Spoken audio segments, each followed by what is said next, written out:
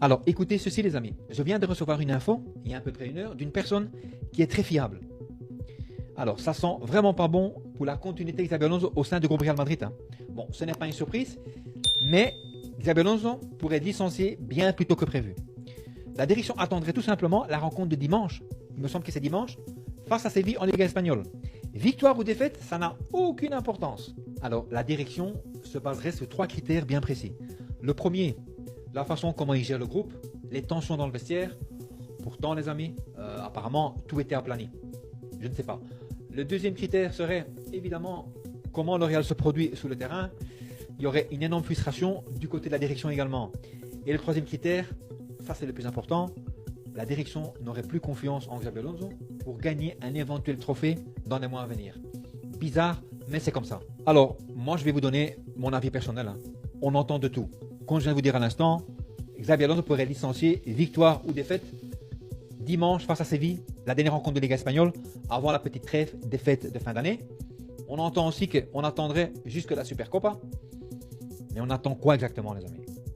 On est occupé à jouer avec cette personne. Hein.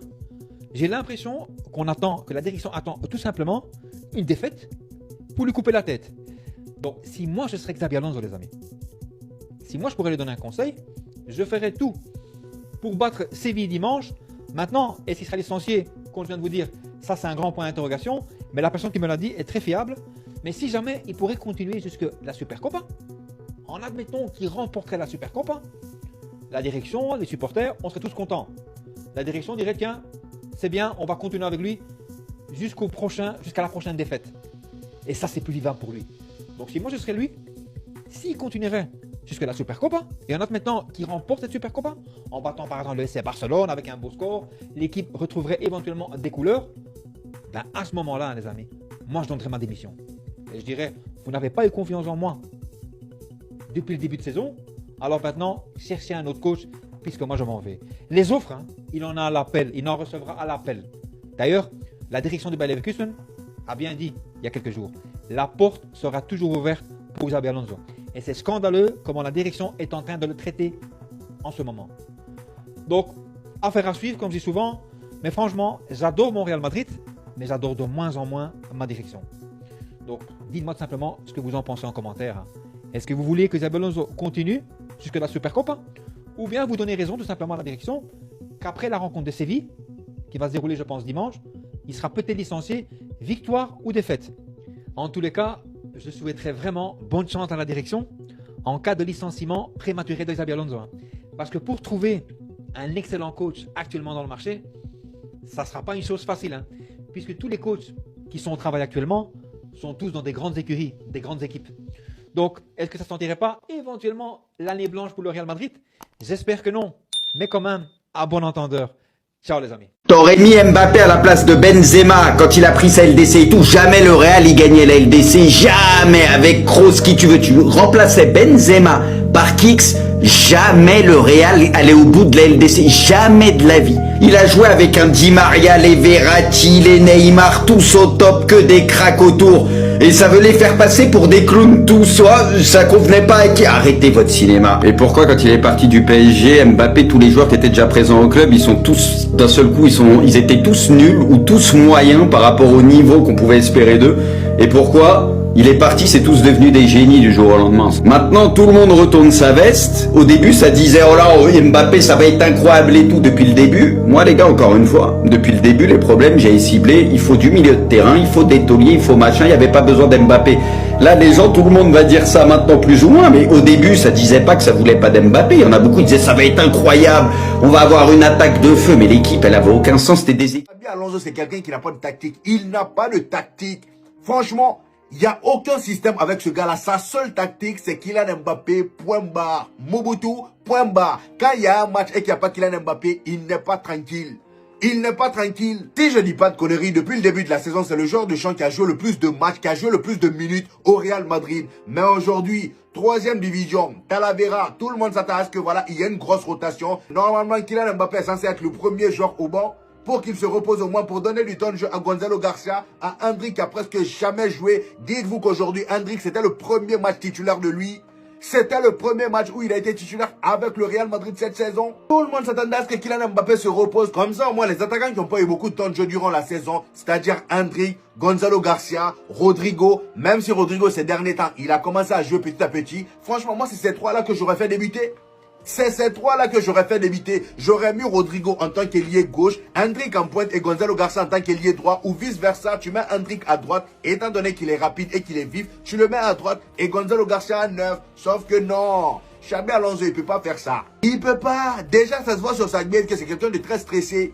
Il est H24 stressé depuis qu'il est en difficulté avec le Real Madrid. Donc aujourd'hui, là, il n'allait pas prendre le risque de mettre Kylian Mbappé au banc. Raison pour laquelle il l'a remis titulaire. Il l'a remis titulaire et il a joué 90 minutes. Voilà, il aurait pu peut-être le faire commencer après le sortir à la mi-temps. Comme ça, il laisse Endrick sur le terrain. Sauf que non. Il a sorti Endrick alors qu'Endrick, il était très bon aujourd'hui. Endrick a été incroyable. Pour moi, même sur ce match-là, ça a été le meilleur joueur offensif du Real Madrid. Qu'on se dise la vérité. Même si oui, Kylian Mbappé a été auteur des 3 buts qu'on a marqués. Voilà, il a marqué le penalty. Le deuxième but, ça vient de lui. Le troisième but également, c'est lui. 5 joueurs du Real Madrid sont très déçus de Xabi Alonso. Je vais t'expliquer qui et pourquoi. Ça se complique vraiment pour Xabi Alonso dans le vestiaire du Real Madrid. Ces dernières heures encore, il y a eu pas mal d'informations qui expliquent un manque d'entente entre Xabi Alonso et pas mal de joueurs. Voilà, le courant ne passe pas vraiment entre le coach et les joueurs. Et là, on a une nouvelle information intéressante. Il y a 5 joueurs qui sont très déçus par le coaching du Basque. D'abord, André Lunin, le gardien remplaçant. Fran Garcia, le latéral gauche. Dani Ceballos, le milieu de terrain. Gonzalo Garcia. Et sans surprise, Endrick. Donc voilà, je vous mets la source de tout ce que je raconte. Comme d'habitude, c'est le média Pro Real Madrid Defensa Central. Et pourquoi ces joueurs sont déçus par Xabi Alonso? Eh bien, tout simplement parce qu'ils s'attendaient à avoir bien plus de temps de jeu. Ils jouaient pas beaucoup avec Ancelotti et ils pensaient qu'avec Alonso, ils allaient avoir plus de temps de jeu. Et bien, au final, pour beaucoup, comme Endrick, c'est tout le contraire. Ces 5 joueurs pensaient vraiment être importants cette saison. Alors, ils pensaient pas être titulaires indiscutables. En plus, je pense que Lunin, il sait très bien qu'il prendra jamais la place de Courtois. Mais ils pensaient quand même avoir plus de temps de jeu et être utilisés plus régulièrement. Et toi, si t'es fan du Real Madrid, justement, dis-moi, est-ce que tu es déçu par Xabi Alonso pour l'instant? Est-ce que tu t'attendais à mieux? Ou est-ce que ce que propose le Real Madrid d'Alonso, ça te plaît? Dis-moi tout dans les commentaires. Et si tu veux être au courant de toute l'actu des Merengues, je t'invite à t'abonner. Hier, c'était la reprise des entraînements, des bonnes nouvelles. On a vu l'apparition de Camavinga. On espère qu'il sera présent pour le match face à Séville, même si Alaba aussi était présent. Mendy aussi, de son côté, il était présent aussi. On verra bien s'il sera présent pour le match face à Séville. De l'autre côté, tout indique qu'Asensio n'est pas encore rétabli de sa maladie. On verra s'il sera présent ou pas. Et en plus de ça, tout indique que Victor Valdepin sera dans le groupe pour le match face à Séville. On espère qu'il sera titulaire, en tout cas à la place de Fran Garcia. On espère tous. Et en plus de ça, il y a beaucoup de clubs qui s'intéressent déjà à Victor Valdepin et surtout Dortmund. Le Real envisage de mettre Jean en tant que numéro 6. Il y en a beaucoup qui ont eu la vision. David Ancelotti a quitté le Botafogo, tout indique qu'il attend un appel de Real, mais en attendant ça, il va rejoindre peut-être son père avec le Brésil. De l'autre côté, on a Nike qui force un peu avec Mbappé pour prolonger son contrat à nouveau, sachant que son contrat arrive à l'échéance en 2026. Et en plus de ça, il y a des marques comme Adidas qui restent attentifs. Mastantuono pourra partir dès le mois de janvier. Apparemment, lui, dans sa tête, il veut jouer à la Coupe du Monde 2026. S'il n'a pas beaucoup de temps de jeu, c'est une possibilité, mais je ne crois pas. Centre de formation en Angola et en plus de ça il sera présent dès le 22. Vinicius toujours critiqué même quand il joue pas. Le match face à Talavera, c'est la première fois qu'il met son pied là-bas. Ils l'ont sifflé et en plus de ça quand il rentre au vestiaire, ils ont commencé à jeter des ballons de plage. Mais bon, c'est pas grave. En attendant, quand il est rentré chez lui, sa copine a posté une vidéo sur Instagram. Elle a dit que voilà, pendant que mon copain il était dans son travail, moi j'étais en train de prendre des pas de danse pour lui. Donc voilà mes Madridistas, quelques infos côté Real en ce vendredi matin. Il n'y a pas de logique. Quand on est bon, on laisse partir. Quand ils sont nuls, plats, on les garde. Sinon, qu'est-ce que Mastantuono a de plus qu'Endrick? Hein? Les titularisations de Mastantuono qu'on a vu en début de saison, qu'est-ce qu'il avait plus qu'Endrick? Endrick, il a eu seulement 4 minutes. Je sais même pas, c'est quel match? Endrick, il a eu seulement 4 minutes. Le premier match qu'il a joué là. 4 minutes seulement. Le gars, il a plus brillé que Mastantuono pendant toutes ces titularisations. Franchement. Oh. Et comme si le 3 buts à 2 face à une division 4 n'était pas assez humiliante, les amis, regardez ce que j'ai découvert à la fin. Vous vous rappelez de Celta Vigo? Obligé, vous allez vous rappeler, étant donné qu'ils ont fouetté il n'y a pas longtemps. Voilà, Celta Vigo, 2 buts à 0. Vous vous rappelez ou pas? Voilà, le club de Thiago Aspas, comment il s'appelle? Thiago Aspas. Lui aussi, c'est face au Real Madrid et au Barça, il est énervé. Face aux autres, là, il est nul à chier.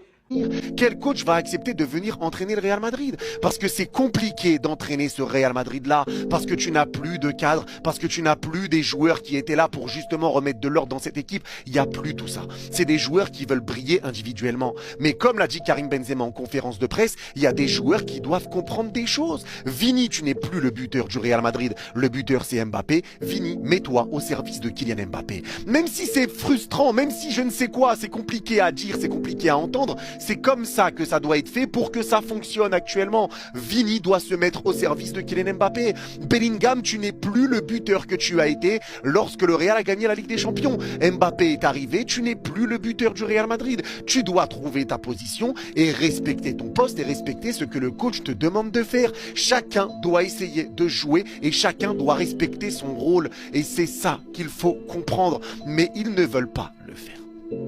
Ils veulent pas. Et là, tu apprends que ça y est, les joueurs maintenant, ils veulent faire confiance à Xabi Alonso. J'ai vu beaucoup d'infos qui sont sorties de Riles. Mais là, les gars, à un moment donné, comme l'a dit Riles... Oula, mais qu'est-ce que je vois là? Il y a vraiment une comparaison entre le Real Madrid de Xabi Alonso et le Barça de Xavi. Mais les Madrilènes croyaient même pas qu'on va valider la comparaison. On est grave pas ensemble. Respectez Xavi un minimum. Même s'il a montré des mauvaises choses, il a au moins déjà montré des belles choses. Xabi Alonso au Real Madrid, on attend toujours les belles choses qu'il a à montrer. Vous allez pas quand même essayer de comparer Xabi Alonso au Real Madrid avec un mec qui a mis 4-0 au Bernabeu au Real Madrid en 2022, qui cette année-là, on le rappelle, prennent la Ligue des Champions. Vous allez même pas me comparer Xabi Alonso avec un mec qui a gagné la Liga déjà. Xabi Alonso, pour l'instant, sa première saison, il est deuxième, il fait que de la merde. Tu le compares même pas à quelqu'un qui a pris la Liga, et avec un effectif de merde, les Serginho Dest, les Ferran Torres, les Adama Traoré, et j'en passe. Les Madrilènes, on est grave pas ensemble, profitez même pas de la détresse pour essayer de nous tailler. Xavi, il est bien meilleur que Xabi Alonso, on va jamais acquiescer la comparaison. Nous, on a pris un championnat avec lui, on a gagné des classicos et tout. Ouais, lui aussi, il a gagné un classico, ok, mais pour l'instant, il a amené à rien. Donc je suis désolé, Le Xabi Alonso, pour l'instant, vous me le comparez même pas à Xavi, vous me le comparez à, je sais pas, peut-être Ronald Koeman ou Quique Setien. Pour le moment, comparez-le même pas à Xavi. Non, on n'est pas ensemble. Votre coach, il est dégueulasse et bien plus dégueulasse que Xavi. C'est quoi ça? Vous avez cru que vous allez nous emmener dans votre détresse? Non. Vous êtes nuls, vous tirez pas sur le Barça, vous restez nuls. Bon, dis-moi, est-ce qu'il a tort, la famille? Est-ce qu'il a tort dans ses propos, Xabi Alonso? Je ne pense pas. Pourquoi? Pourquoi Mbappé a joué tout le match? Car il marque des buts. Contre Talavera, c'est le seul qui a été impactant dans ce match-là. C'est le seul à avoir marqué ses buts. Face à Alaves, on se rappelle tous, Mbappé avait encore marqué. Alors oui, Rodrigo aussi avait marqué. Mais on sait très bien que c'est rare. Voilà. Là, c'était son premier but depuis presque un an. Et 3-0 face à Atlético Bilbao, Mbappé, il nous a mis un doublé et seulement un but d'Eduardo Camavinga. Dites-vous que c'est Camavinga qui a dû marquer. Voilà, il n'y a pas eu de Rodrigo, il n'y a pas eu de Vinicius là. Face à Girona, bien évidemment, c'est encore lui qui marque. Et face à l'Olympiakos, c'est lui qui met un triplé. Et après, il y a eu un but de Brahim Diaz. Imaginez-vous les gars, il n'y a toujours pas eu de Vinicius dans l'équation. C'est quand même une dinguerie. On ne se rend pas compte. Donc, au final, les gars, on a beau toujours à se poser la question, mais pourquoi ils ne sont pas Kylian Mbappé? Mais voilà, il nous a donné la raison. C'est lui qui marque les buts pour l'équipe.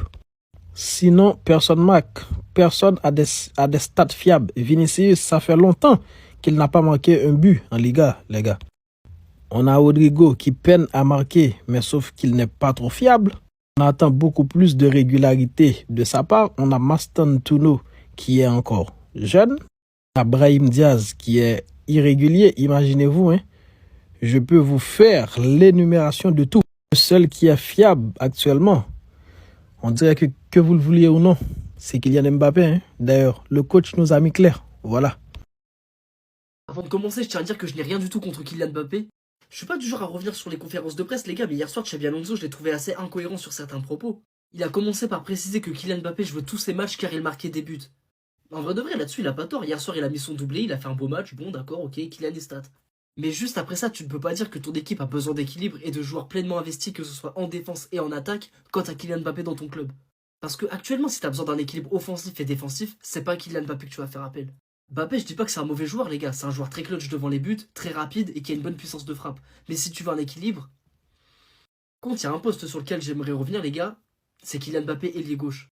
Parce qu'on l'a vu hier soir contre Talavera, vous me direz c'est que Talavera, mais Mbappé il a fait vraiment un très beau match au poste d'ailier gauche. Et maintenant la question que je me pose aujourd'hui, est-ce que Kylian Mbappé joue au Real Madrid au poste de numéro 9 parce que c'est la place qui est disponible et Vinicius au poste d'ailier gauche parce que le Real Madrid doit lui prouver une certaine reconnaissance? Parce que je pense vraiment que le club ne voyait peut-être pas Vini monter aussi haut et avoir la carrière qu'il a aujourd'hui. Donc maintenant Vinicius il a cette popularité, il a cette médiatisation qui fait de lui un joueur important. Mais quand t'es à côté de Kylian Mbappé, est-ce qu'il y a plus important que lui dans un club aujourd'hui? Et quand je dis important, les gars, c'est surtout au niveau de l'image. Parce que quand t'as l'image d'un Kylian Mbappé et l'image d'un Vinicius, tu dois faire en sorte de ne pas vexer les deux égos et essayer de convaincre les deux joueurs. Donc les gars, n'hésitez pas à me dire ce que vous pensez, vous, de l'équilibre du Real Madrid en commentaire. Et comme d'hab, n'oubliez pas de vous abonner pour m'envoyer de la force.